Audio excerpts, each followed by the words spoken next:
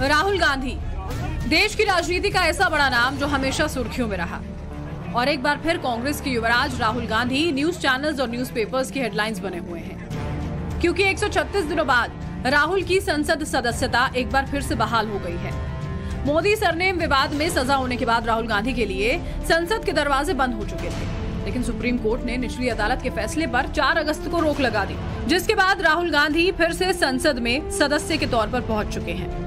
दरअसल अप्रैल 2019 में लोकसभा चुनाव से पहले कर्नाटक के कोल्लार में एक रैली के दौरान राहुल गांधी ने कहा था, चोरों का सरनेम मोदी है, सभी चोरों का सरनेम मोदी क्यों होता है, चाहे वो ललित मोदी हो या नीरव मोदी हो या फिर नरेंद्र मोदी।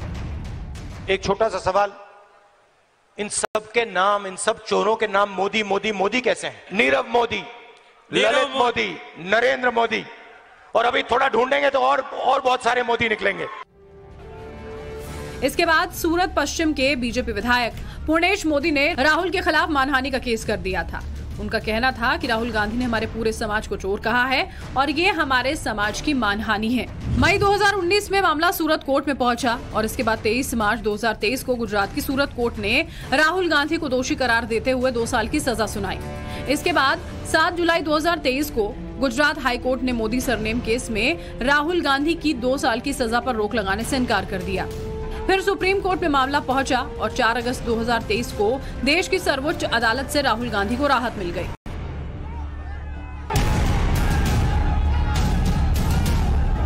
देश की सर्वोच्च अदालत से गुड न्यूज मिलने के बाद कांग्रेस के युवराज को लोकसभा सचिवालय से भी गुड न्यूज मिली कि अब उनकी सदस्यता फिर से बहाल हो चुकी है।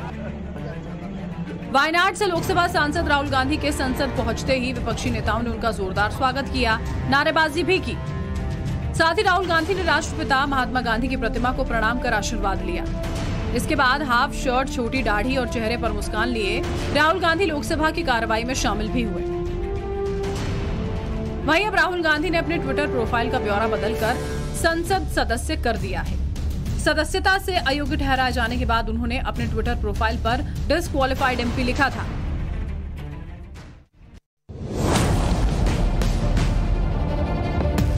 कांग्रेस के पूर्व अध्यक्ष और सांसद राहुल गांधी ने 7 सितंबर को कन्याकुमारी से जब भारत जोड़ो यात्रा शुरू की तो विरोधियों ने कई तरह के सवाल खड़े किए थे।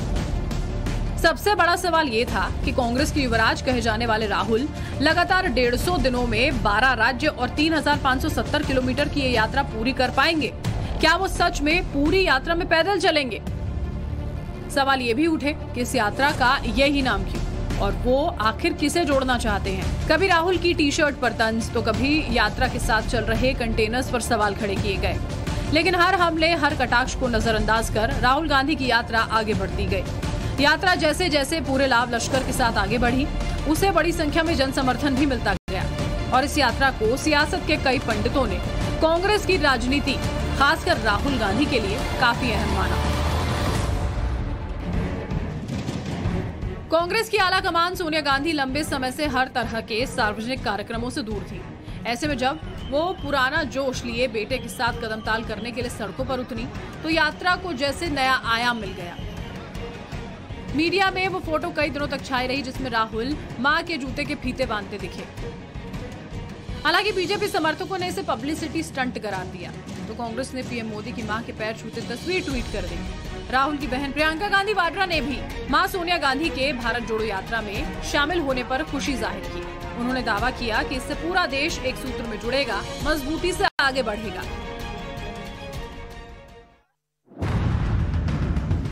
राहुल गांधी की भारत जोड़ो यात्रा जब श्रीनगर पहुंची तो वहां भारी बर्फबारी हो रही थी, लेकिन इस बर्फबारी के बीच भी राहुल ने करीब 35 मिनट तक लोगों को संबोधित किया। राहुल गांधी का ये भाषण बेहद चर्चा में रहा क्योंकि भारी बर्फबारी के बीच भी राहुल गांधी लोगों को संबोधित कर रहे थे। हालांकि अपने भाषण के दौरान राहुल गांधी ने इमोशनल कार्ड भी खेला था। राहुल ने कहा था कि जब मैं कन्याकुमारी से आगे बढ़ रहा था तब मुझे ठंड लग रही थी। मैंने कुछ बच्चे देखे, वो गरीब थे, उन्हें ठंड लग रही थी, वो मजदूरी कर रहे थे और कांप रहे थे। मैंने सोचा ठंड में ये बच्चे स्वेटर जैकेट नहीं पहन पा रहे हैं तो मुझे भी नहीं पहनना चाहिए।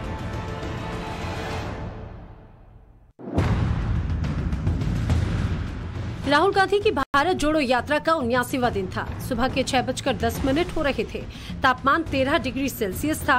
राहुल गांधी आधी बाजू की टी शर्ट और स्पोर्ट्स शूज के साथ ट्राउजर पहने थे, जबकि दूसरे नेता और कार्यकर्ता जैकेट्स पहने हुए थे।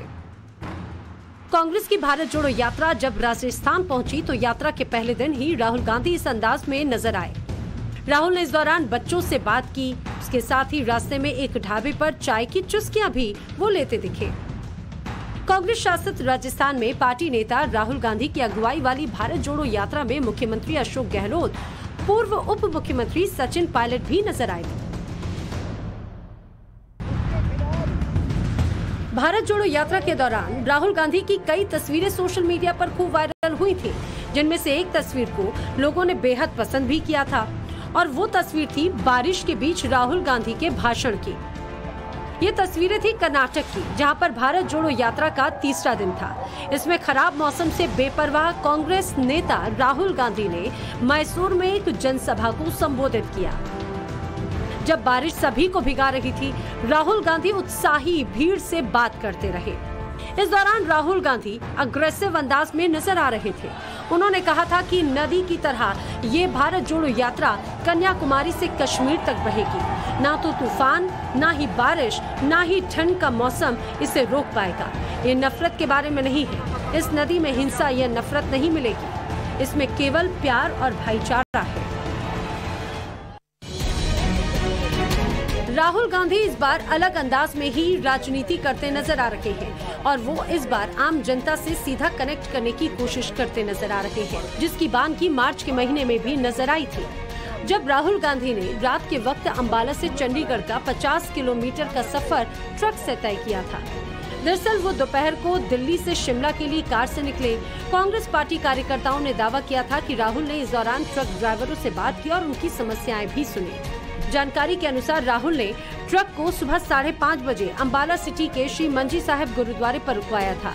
फिर गुरुद्वारे में माथा भी टेका। इसके बाद राहुल ने कुछ कांग्रेसी कार्यकर्ताओं से भी बात की और गुरुद्वारे में लंगर का प्रसाद भी ग्रहण किया। कांग्रेस नेता राहुल गांधी हाल ही में हरियाणा के सोनीपत दौरे पर थे और वो सुबह अचानक किसानों के बीच पहुंच गए। सुबह 7 बजे गांव मदीना और बड़ौदा में जब राहुल गांधी पहुंचे तो किसानों के चेहरे पर मुस्कान आ गई। इस दौरान राहुल गांधी को देखने के लिए लोगों की भीड़ भी वहां जमा हो गई और सभी अपना काम छोड़कर उनसे मिलने के लिए आ गए। वहीं राहुल गांधी ने इन सब के बीच ट्रैक्टर भी चलाया और इसके साथ ही खेतों में धान रोपते भी वो नजर आए। राहुल गांधी की टीम ने उनके खेत में काम करने का वीडियो भी शूट किया था। कांग्रेस नेता राहुल गांधी ने एक बार फिर से सभी को उस वक्त चौंका दिया जब वो सुबह 4 बजे दिल्ली के आजादपुर मंडी पहुंच गए। बेंगलुरु में उस वक्त सब हैरान रह गए थे जब राहुल गांधी ने कर्नाटक विधानसभा चुनाव से पहले पार्टी के लिए प्रचार करते हुए एक डिलीवरी एजेंट के स्कूटर पर बैठकर सवारी की थी और इस घटनाक्रम का वीडियो सोशल मीडिया पर खूब वायरल हुआ।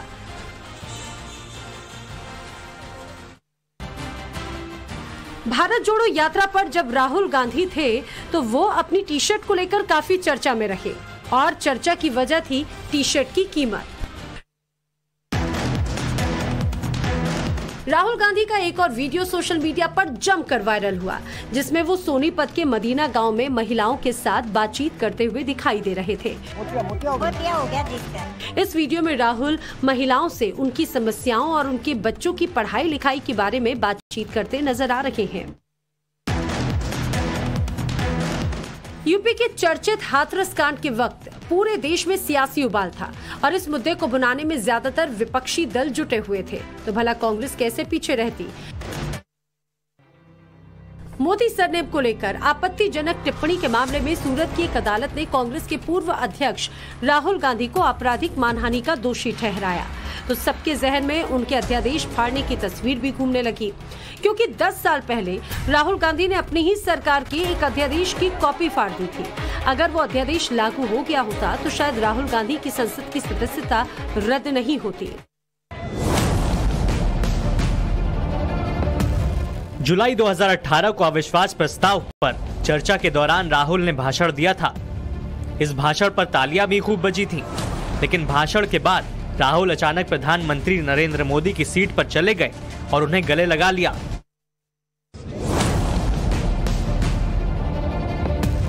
लेकिन गले मिलने के बाद राहुल गांधी ने गलती कर दी। राहुल ने अपनी सीट पर पहुंचकर बगल में बैठे ज्योतिरादित्य सिंधिया को आंख मारी। उस समय सिंधिया कांग्रेस में हुआ करते थे। इस पर अगले दिन प्रधानमंत्री मोदी ने जवाब देते हुए कहा, पूरा देश टीवी पर आंखों का खेल देख रहा था, कैसे आंखें खोली जा रही हैं, कैसे बंद की जा रही हैं। अप्रैल 2015 में राहुल गांधी ने लोकसभा में भाषण देते हुए मोदी सरकार को सूट बूट की सरकार बताया था। राहुल ने मोदी सरकार से कहा था कि जो मोदी सरकार है वो किसानों की मुश्किलों को नजरअंदाज कर रही है और मजदूरों की आवाज नहीं सुन रही है। आप लोगों की सरकार उद्योगपति की सरकार है, वो सब जानते हैं, आप भी जानते हैं, हम भी जानते हैं। आपकी सरकार बड़े लोगों की सरकार है, सूट बूट की सरकार है, वो हम समझते हैं। नवंबर 2016 में मोदी सरकार ने नोटबंदी की। इसके बाद दिसंबर में जब शीतकालीन सत्र हुआ तो जमकर हंगामा हुआ। कांग्रेस समेत विपक्षी दल प्रधानमंत्री मोदी के बयान की जिद पर अड़े रहे। इसके बाद 2014 की है, जब राहुल गांधी ने मार्च 2014 में ठाणे जिले में एक चुनावी रैली को संबोधित कर रहे थे। इसी दौरान राहुल ने आरएसएस पर विवादित बयान देते हुए अपने भाषण में कहा था कि आरएसएस के लोगों ने ही महात्मा गांधी की हत्या की थी। इस बयान से विवाद खड़ा हो गया। आरएसएस की भिवंडी इकाई के प्रमुख राजेश कुंटे ने आरएसएस को बदनाम करने के लिए राहुल पर मुकदमा दायर किया। हालांकि 2016 में गांधी ने सुप्रीम कोर्ट के समक्ष दायर अपने हलफनामे में साफ किया कि उन्होंने कभी भी महात्मा गांधी की हत्या के लिए आरएसएस को संस्था के रूप में दोषी नहीं ठहराया।